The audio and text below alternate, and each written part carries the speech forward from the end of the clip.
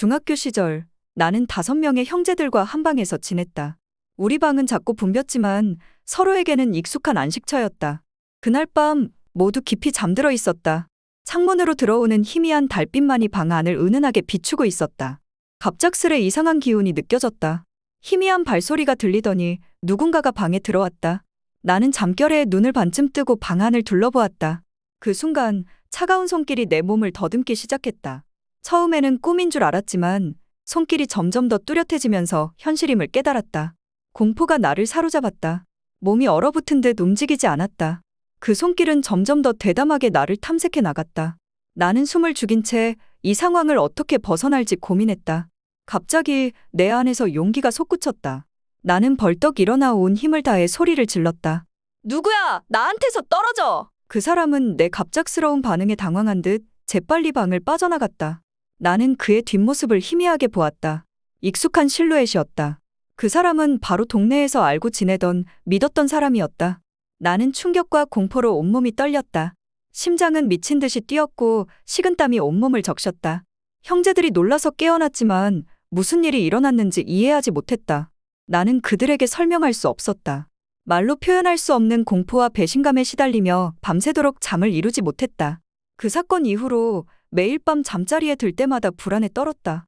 문이 조금만 삐걱거려도 가슴이 철렁 내려앉았다. 어둠 속에서 들려오는 작은 소리조차도 나를 공포에 빠뜨렸다. 누군가 또다시 나를 덮칠 것만 같았다. 그날 밤의 기억은 나를 끊임없이 괴롭혔다. 잠을 이루지 못하는 밤이 계속되었고 나는 점점 지쳐갔다. 마음속 깊은 곳에서부터 솟아오르는 두려움은 나를 집어삼킬 듯했다. 하지만 나는 이 공포와 싸워야 했다. 스스로를 보호하기 위해 경계를 늦출 수 없었다.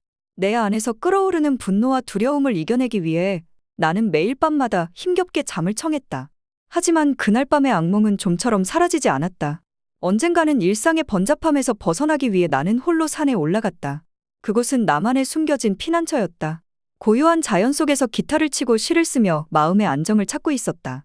산새들의 지저귐과 바람에 흔들리는 나뭇잎 소리가 어우러져 한편의 음악처럼 들렸다. 나는 그 순간만큼은 모든 불안을 잊고 자연의 품속에서 평화를 느꼈다.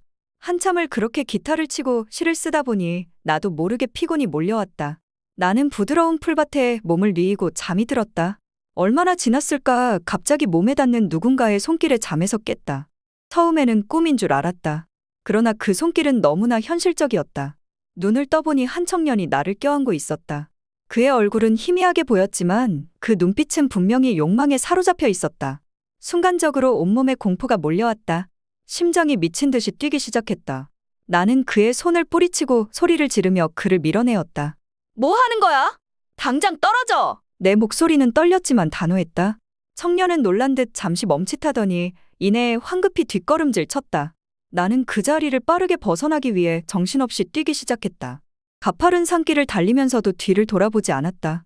나무 사이로 비치는 햇살이 어지럽게 흔들렸고 내 심장은 두려움과 분노로 터질 것만 같았다.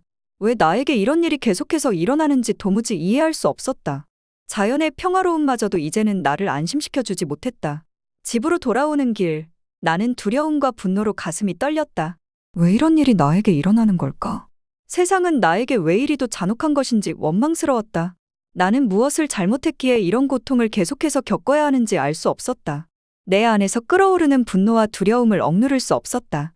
그날 밤 침대에 누워서도 나는 그 청년의 얼굴과 손길이 떠올라 잠을 이루지 못했다. 어둠 속에서 그날의 공포가 다시금 나를 찾아왔다. 내가 아무리 멀리 도망치려 해도 그날의 기억은 나를 놓아주지 않았다. 내가 겪은 고통과 두려움은 어디에서도 벗어날 수 없는 족쇄처럼 나를 옥죄었다. 또 다른 날, 나는 평소처럼 밭에서 소에게 풀을 먹이고 있었다. 따뜻한 햇살 아래서 소들이 한가롭게 풀을 뜯는 모습을 보며 잠시나마 마음의 안정을 찾고 있었다. 바람이 살랑거리는 가운데 그 순간의 평화로움이 오래가길 바랐다. 하지만 그날은 달랐다. 갑자기 동네 총각이 나타났다. 평소에도 그의 시선이 부담스럽게 느껴졌지만 그날은 더욱 불길한 예감이 들었다. 주변에는 아무도 없었고 우리 둘만 있는 상황이 너무나 위태롭게 느껴졌다. 그는 다가오며 억지 웃음을 지었다. 내 경계하는 눈빛을 무시한 채 그는 점점 가까이 다가왔다. 안녕, 오랜만이네. 그가 말했다. 하지만 그의 목소리에는 알 수 없는 긴장감이 배어 있었다. 나는 한 걸음 뒤로 물러섰다. 그가 다가올수록 내 안의 공포는 점점 커졌다. 그는 갑자기 나를 잡아채며 나를 성추행하려 했다. 그의 손이 내 몸에 닿는 순간 나는 얼어붙었다. 심장이 미친 듯이 뛰었고 온몸에 힘이 빠져나가는 것 같았다. 그러나 나는 그렇게 당하고만 있을 수 없었다. 필사적으로 저항하며 그를 밀어냈다. 그의 손길에서 벗어나기 위해 온 힘을 다해 몸부림쳤다. 하지 마! 제발 멈춰! 나는 절규했다. 그의 소나기에서 벗어나기 위해 나는 있는 힘껏 그를 밀치고 소리를 질렀다. 다행히도 그의 손길에서 빠져나올 수 있었다. 나는 황급히 그 자리를 떠났다. 숨이 가빠지고 심장이 터질 것 같았다. 두려움과 분노가 뒤섞인 감정으로 가슴이 떨렸다. 왜 이런 일이 나에게 계속해서 일어나는지 이해할 수 없었다. 무엇을 잘못했기에 이런 고통을 반복해서 겪어야 하는지 나 자신에게 묻지 않을 수 없었다. 그날 이후 나는 더욱 불안해졌다. 밭에서 소에게 풀을 먹이는 일조차도 이제는 두려웠다. 혼자 있을 때마다 누군가가 나타나 또다시 나를 해치려 할까봐 마음이 조마조마했다. 일상의 모든 순간이 위협으로 가득 차 보였다. 그날의 경험은 나를 더욱 불안하게 만들었다. 나는 언제 어디서 또다시 이런 일을 겪게 될지 모른다는 생각에 사로잡혔다. 밤이 되어도 그날의 공포가 머릿속에서 떠나지 않았다. 눈을 감으면 그의 손길이 다시 느껴지는 듯했다. 나는 그날의 악몽에서 벗어날 수 없었다. 내 안에 깊이 뿌리 박힌 두려움은 좀처럼 사라지지 않았다. 무엇이든지 나를 보호해 줄 수 있는 방법이 필요했다. 그러나 그 방법을 찾기까지는 오랜 시간이 걸렸다. 성인이 되어서 회사에서도 비슷한 일이 벌어졌다. 처음에는 직장이라는 공간이 안전할 거라고 믿었다. 하지만 그 믿음은 곧 산산이 부서졌다. 남자 동료들의 눈빛은 점점 불쾌하게 느껴졌다. 그들의 시선은 나를 위아래로 훑어보았고 말투와 행동 속에는 성적인 의도가 깃들어 있었다. 한 번은 회의 중에 동료 중 한 명이 내 옆에 앉아 손을 어깨에 올리며 말을 걸어왔다. 그의 손길이 너무나 가벼웠지만 나는 몸서리를 쳤다. 점심시간이 되면 동료들이 둘러앉아 웃고 떠들며 농담을 주고받았다. 그들 사이에서 나는 점점 더 고립되어 갔다. 그들의 눈빛과 행동은 나를 계속해서 위협했다. 한 번은 휴게실에서 커피를 마시고 있을 때였다. 남자 동료 중 한 명이 다가와 의미심장한 미소를 지으며 오늘따라 더 예뻐 보이네요. 약속이라도 있나요? 라고 물었다. 그의 말투에는 분명히 성적인 뉘앙스가 담겨 있었다. 나는 어색한 미소를 지으며 대화를 피하려 했지만 마음속 깊은 곳에서는 공포와 불쾌감이 밀려왔다. 이러한 상황이 반복되자 나는 점점 남자들에 대한 두려움이 커져갔다. 그들의 눈빛, 웃음소리, 무심코 내뱉는 농담 하나하나가 나를 위협했다. 그들이 내게 다가올 때마다 숨이 막히고 가슴이 두근거렸다. 매일 출근길이 두려움으로 가득 찼고 사무실에서의 시간은 고통스러웠다. 나는 이 사회에서 안전하게 살아갈 수 있는지 의문이 들었다. 모든 남자들이 나를 해치려는 건 아닐 테지만 이미 너무 많은 상처를 받은 나는 그들을 쉽게 믿을 수 없었다. 그들의 눈빛과 행동이 내게 위협으로 다가오는 건 어쩔 수 없는 일이었다. 마음속에 자리 잡은 불신과 두려움은 나를 끝없이 괴롭혔다. 하루는 상사가 내 업무를 칭찬하며 격려해 주었다. 그의 진심 어린 말에도 불구하고 나는 그의 손길이 어깨에 닿을 때마다 몸이 경직되었다. 내가 느끼는 불안과 두려움은 현실과는 별개로 나를 올감했다. 나는 점점 스스로를 지키기 위해 사람들과 거리를 두기 시작했다. 휴게실에서도 혼자 있는 시간이 많아졌고 가능한 한 남자 동료들과의 대화를 피하려고 노력했다.